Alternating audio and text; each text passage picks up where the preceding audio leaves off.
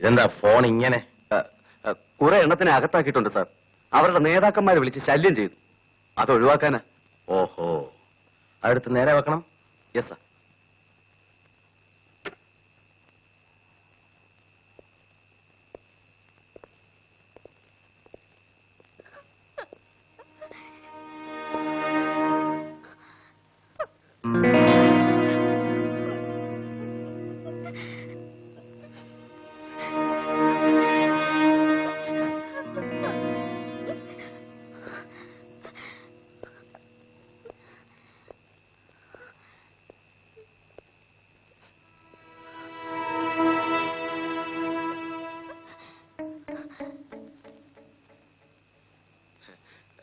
നിരോധനം ലംഘിച്ച് നാടകം കളിച്ചവരാ. അറിഞ്ഞു സാർ. അവൾ ഈ നാടകത്തിലുള്ളതല്ല. ഞാൻ നിർബന്ധിച്ചു കൊണ്ടുവന്നാണ്. ദയവേത് അവളെ വീട്ടിൽ കൊണ്ടാക്കണം.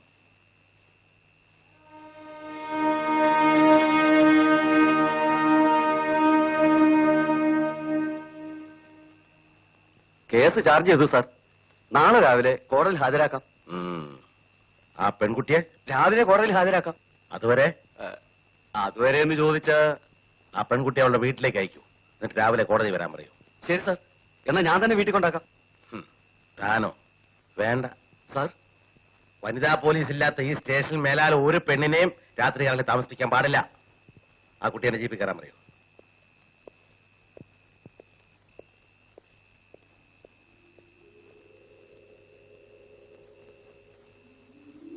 ആ ചെല്ല് ചെല്ല്. വല്ല ടി വിയിലേക്കും ആയിരിക്കും. ഭാര്യ മരിച്ചിട്ട് കൊല്ലം കുറെ ആയ ആളാ. ആ നടക്ക.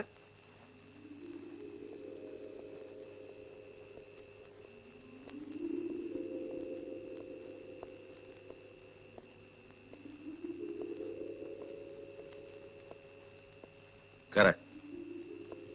ഇവിടെ കയറിക്കോളൂ. ഞാൻ വീട്ടിൽ കൊണ്ടുവിടാം. കേറണോ?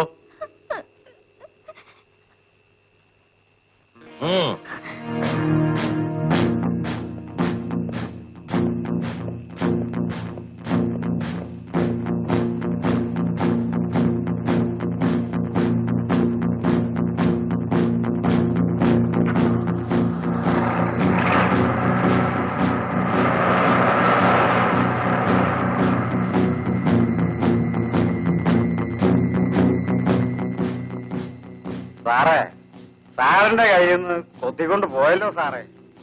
അതിന്റെ ഫലം അയാൾ അനുഭവിച്ചോളൂ. ചെവി നുള്ളിക്കോട്ടെ. പോട്ടെ സാറേ, ഇന്ന് വിധിച്ചത് അദ്ദേഹത്തിനാ. തമ്പോളൂ.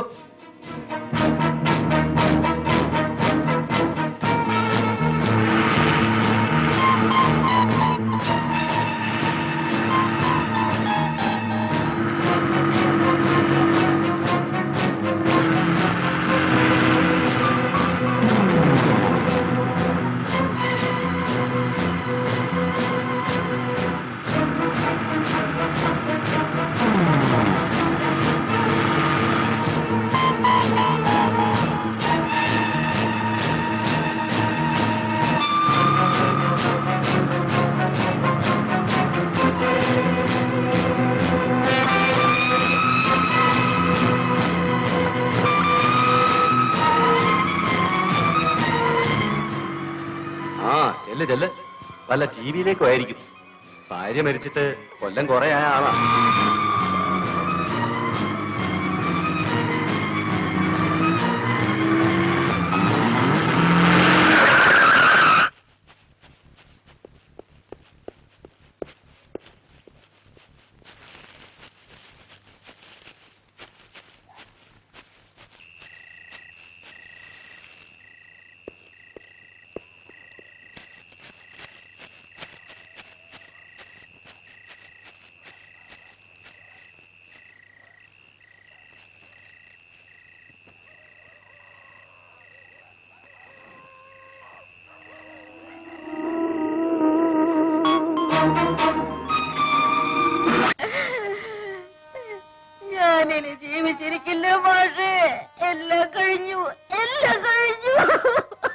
ഈ വേദന എനിക്കറിയാം.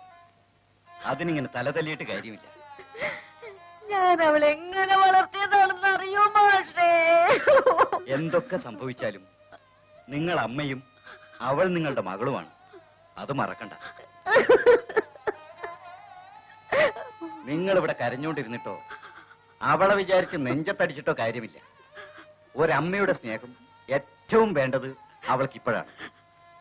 അവളെ ശുശ്രൂഷിക്കാൻ നിങ്ങൾ അവളുടെ അടുത്ത് ഉണ്ടാവണം. ഞാൻ നിങ്ങളെ ആശുപത്രിയിൽ കൊണ്ടാക്കാം. വരൂ.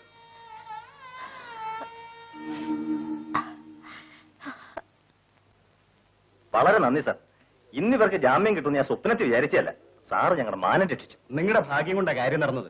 പോലീസിന്റെ വാശിയും രാഷ്ട്രീയ സമ്മർദ്ദങ്ങളും അത്രയ്ക്ക് ശക്തമായിരുന്നു. ഏത് ശക്തി വന്നാലും അനന്ത സാർ വിചാരിക്കുന്ന കാര്യമേ നടക്കൂ എന്ന് ഞങ്ങൾക്കറിയാം സാർ. അതെ അതെ. എന്നെ അറസ്റ്റ് ചെയ്ത് അകത്താക്കിയാലും എനിക്ക് പ്രശ്നമില്ല.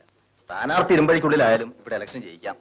പക്ഷെ എന്റെ പ്രവർത്തകർക്ക് ഇങ്ങനെ സംഭവിച്ചപ്പോ ഞാൻ ആകെ തകർന്നുപോയി. സാർ, ശ്രീദേവിയുടെ കാര്യം. വരൂ, നമ്മൾ അങ്ങോട്ടാ പോകുന്നേ. വാ. ആ സാറ് അങ്ങോട്ട് വരണമെന്നില്ല.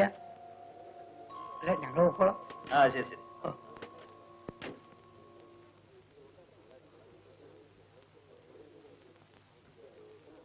Good morning doctor.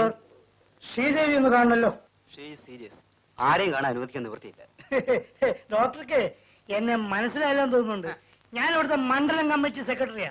അതുകൊണ്ട് മിസ്റ്റർ ആനന്ദം ബാലുശ്ശേരി ഞങ്ങൾ ഇങ്ങോട്ട് അയച്ചതാ. ആ കുട്ടിക്ക് ഇനിയും ബോധം വീണിട്ടില്ല മിസ്റ്റർ.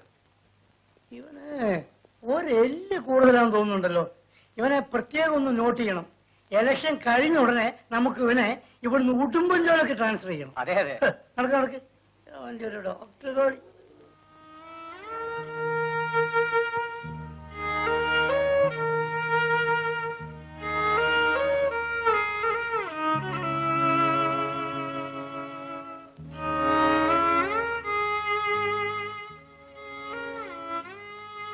തൃപ്തിയായല്ലോ.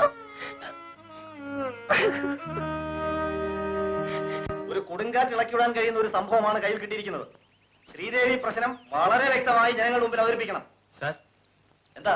അത് വേണോ സാർ? ആ വേണം. പാടില്ല, അത് തെറ്റാണ്. ആ വൃത്തികെട്ട സർക്കിൾ ഇൻസ്പെക്ടർ ചെയ്തതിനേക്കാൾ തെറ്റാണോ പാർട്ടിയുടെ വിജയത്തിന് വേണ്ടി അക്കാര്യം ഉപയോഗിക്കുന്നത്? കയ്യിൽ കിട്ടിയ ഈ സംഭവം മുതലെടുത്ത് 10 വോട്ട് കൂടുതൽ കിട്ടുകയാണെങ്കിൽ നമ്മളത് നോക്കണം. ഇലക്ഷൻ വോട്ട് മാത്രം നമ്മൾ ആലോചിച്ചാൽ പോരാ.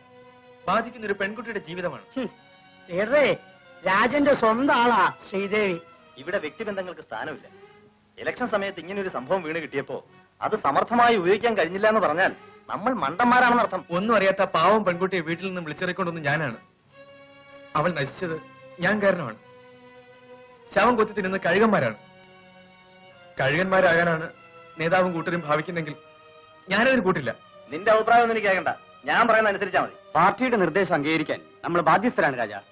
പാർട്ടി എന്നും പാർട്ടി നിർദ്ദേശം എന്നൊക്കെ പറയുന്നത് വെറും തട്ടിപ്പാണെന്ന് എനിക്കിപ്പോ ബോധ്യമായി. എല്ലാ സ്വാർത്ഥ നേട്ടങ്ങൾക്ക് വേണ്ടിയുള്ള പൊള്ള വാക്കുകൾ.